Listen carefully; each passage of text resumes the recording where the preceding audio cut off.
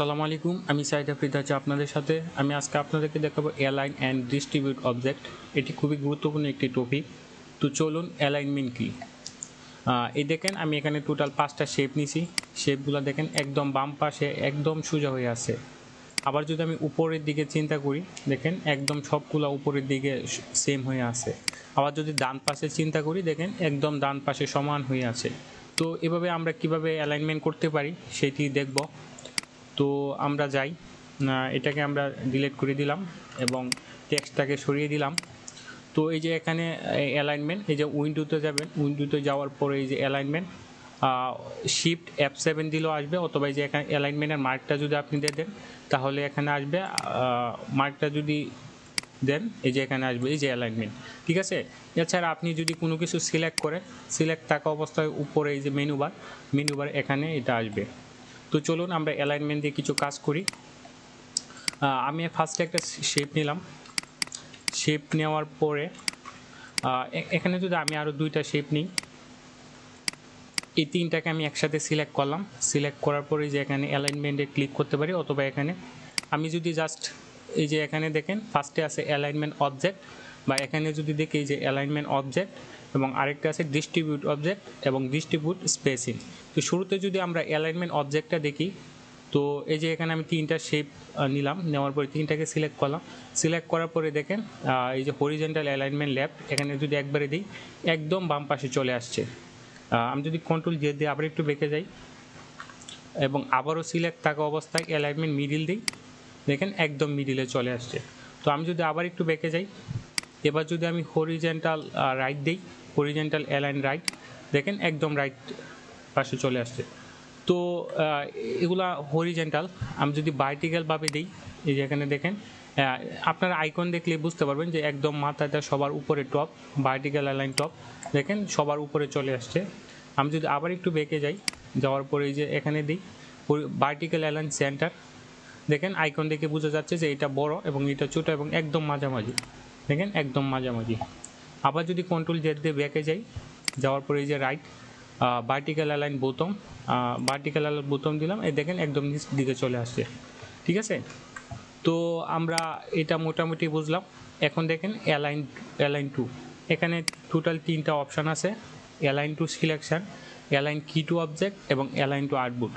তো শুরুতে ডিফল্ট অবস্থায় অ্যালাইন টু সিলেকশন থাকতে পারে। এই যে আমি সিলেক্ট করলাম, এটাই মূলত অ্যালাইন টু সিলেকশন, ঠিক আছে। এরপরে এখানে সবচেয়ে গুরুত্বপূর্ণ যেটা অ্যালাইন কি টু অবজেক্ট, এটাই দিয়ে আমরা বেশি মূলত কাজ করি। তো এটা সিলেক্ট থাকা অবস্থায় দেখেন আমি টোটাল এই 3টার সিলেক্ট করলাম। সিলেক্ট থাকা অবস্থায় এখন যদি আমি এখানে মিডিল দিই, 3টাই কিন্তু এলোমেলো হয়ে গেছে, ঠিক আছে। এখন আমি চাচ্ছি যে এটা যে জায়গায় আছে সেই জায়গাতেই থাকবে, কিন্তু এই 2টা এটার সাপেক্ষে চেঞ্জ হবে। তো আমি ফার্স্টে এই 3টাকে একসাথে সিলেক্ট করব। সিলেক্ট থাকা অবস্থায় এই যে এটার সাপেক্ষে করতে চাচ্ছি, এই যে এখানে একটা ক্লিক দিব, দেখেন এটা কেমন একটা বোল্ড হয়ে গেছে। আমি যদি এই যে এটাকে সিলেক্ট করে এটার সাপেক্ষে করতে চাই, দেখেন এটা অন্যরকম আসছে। এবং এখানে যাই, দেখেন এই যে অ্যালাইন কি টু অবজেক্ট, এটা সিলেক্ট হয়ে আসছে। আপনি যদি এটাকে যদি সরিয়ে দেন তাহলে আবার চলে যাবে এই যে অ্যালাইন কি টু অবজেক্ট, এই যে এখানে আমি এখন একটা ক্লিক দিলাম, এই যে এটা সাপেক্ষে হবে, ঠিক আছে।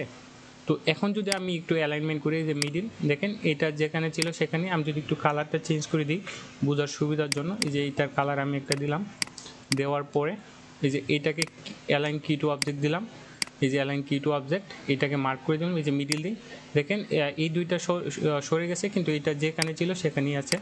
আমি যদি আবার একটু বেঁকে যাই, এখন যদি এটা সাপেক্ষে দেখি, দেখবেন এই 2টা সরে যাবে কিন্তু এটা টিকেই থাকবে। এটাকে যদি এই যে ভার্টিক্যাল অ্যালাইন টপ দিই, দেখেন টপে চলে গেছে, কিন্তু এটা যেখানে ছিল সেখানেই আছে, ঠিক আছে। তো অ্যালাইন টু কি টু অবজেক্ট দেখলাম, এবং এখানে আছে অ্যালাইন টু আউটপুট। আপনার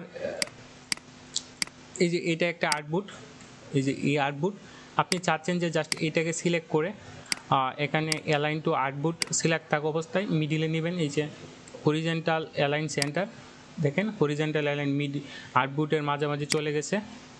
এবং এই যে ভার্টিক্যাল অ্যালাইন সেন্টার দিলাম, দেখেন ভার্টিক্যাল অ্যালাইন সেন্টার চলে গেছে। এটা জাস্ট অ্যালাইন টু আউটপুটের সাপেক্ষে। আপনি যদি এই যে রাইটে দেন, দেখেন আউটপুটের একদম রাইট পাশে চলে আসছে। আপনি যদি এই যে ভার্টিক্যাল অ্যালাইন টপ দেন একদম টপে চলে আসছে, ঠিক আছে। এটা অ্যালাইন টু আউটপুট। আপনার এই যে এখানে যদি অ্যালাইনমেন্ট না করেন, এই যে এখান থেকে যদি অ্যালাইনমেন্ট করেন, তো এখানে যদি এই অপশানটা শো না করে, এই যে এখানে অ্যালাইন আছে, এখানে 3 ডট আছে, এখানে ক্লিক দিয়ে এই যে শো অপশানতে ক্লিক দিবেন, এই যে এই অপশানটা শো করে ফেলবে। আবার যদি অফ করে দিতে চান, এই যে হাইড অপশান, ঠিক আছে।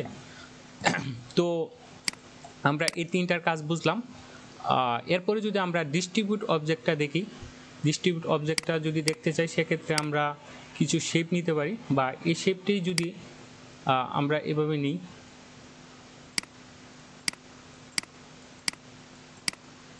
এই যে আমি এলোমেলো কিছু শেপ নিলাম,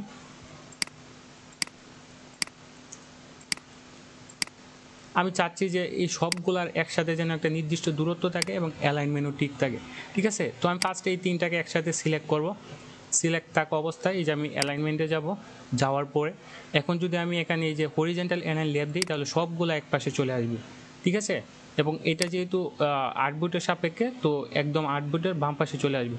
তো এটা কিন্তু আমাদের সঠিক নিয়ম হলো না, ঠিক আছে। আমি যদি আবার একটু বেঁকে যাই, এবার যদি আমি মিডিল দিই, দেখেন একদম সবগুলো চলে আসছে। তো এটাও হলো না। আমি যদি রাইট দিই, রাইটও হবে না, ঠিক আছে। সেক্ষেত্রে আমরা হরিজন্টাল না দিয়ে ভার্টিক্যাল দিতে পারি। এই যে ভার্টিক্যাল টপ, এই যে আইকন দেখেই বুঝতে পারছেন, এই যে একদম টপে চলে গেছে। এই যে আমি ইচ্ছা করলে বুতমও দিতে পারি, এই যে বুতমও হবে, কিন্তু অ্যালাইনমেন্ট হইলেও যে একবারে টপ এবং বুতমে অ্যালাইনমেন্ট হইলেও সবগুলো দূরত্ব কিন্তু সেম হয় নাই। সেক্ষেত্রে আমি এই যেভাবে সিলেক্ট করবো, আবার সিলেক্ট করে এই যে এখান থেকে ভার্টিক্যাল অ্যালাইন টপ বা ভার্টিক্যাল অ্যালাইন বুতম দিলাম, দেওয়ার পরে এই যে এখানে ডিস্ট্রিবিউট অবজেক্ট, এখানে যেহেতু আমি ভার্টিক্যাল অ্যালাইন সেন্টার দিছি, তো ডিস্ট্রিবিউট অবজেক্টে ভার্টিক্যাল না দিয়ে আমি এখানে হরিজন্টাল দিব, ঠিক আছে। হরিজন্টাল থেকে এই যে আমি এখানে যদি একটা ক্লিক দিই, দেখেন একটা নির্দিষ্ট দূরত্বে সবগুলো একটা নির্দিষ্ট দূরত্বে চলে আসছে, ঠিক আছে। তো এভাবে মূলত আর কি ডিস্ট্রিবিউট অবজেক্টটা কাজ করা হয়। এছাড়া এখানে আরেকটা অপশান আছে ডিস্ট্রিবিউট স্পেসিং। এটা যদি আমরা একটু কাজ করতে চাই, আমি যদি আবার একটু বেঁকে যাই, যাওয়ার পরে আমি চাচ্ছি যে আউটপুটের সাপেক্ষে, যে আউটপুট সিলেক্ট আছে, আউটপুটের সাপেক্ষে যেন একটা স্পেসিং হয়। তো এখানে যে আমি যদি এখানে একটা ক্লিক ধরি, ক্লিক দেওয়ার সাথে সাথেই দেখেন আউটপুটের সাপেক্ষে একটা নির্দিষ্ট দূরত্ব চলে গেছে। এখন যদি আমি স্পেসিংটা বাড়াইতে চাই, এই যে অ্যালাইন টু সিলেকশন একটা ক্লিক দিব, দেওয়ার পরে বা অ্যালাইন অবজেক্ট, অ্যালাইন টু কি অবজেক্ট, আমি চাচ্ছি যে এটার সাপেক্ষে এইগুলা একটা নির্দিষ্ট দূরত্ব হবে।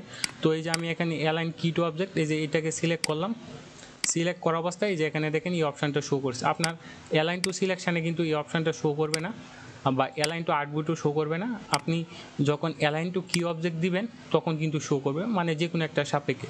সেক্ষেত্রে আপনি এখানে বাড়াইতে কমাইতে পারেন, ঠিক আছে। এরপরে যদি যে এখানে আপনি একটা ক্লিক দেন, হরিজন্টাল ডিস্ট্রিবিউট স্পেস, আরেকটা আছে ভার্টিক্যাল ডিস্ট্রিবিউট স্পেস।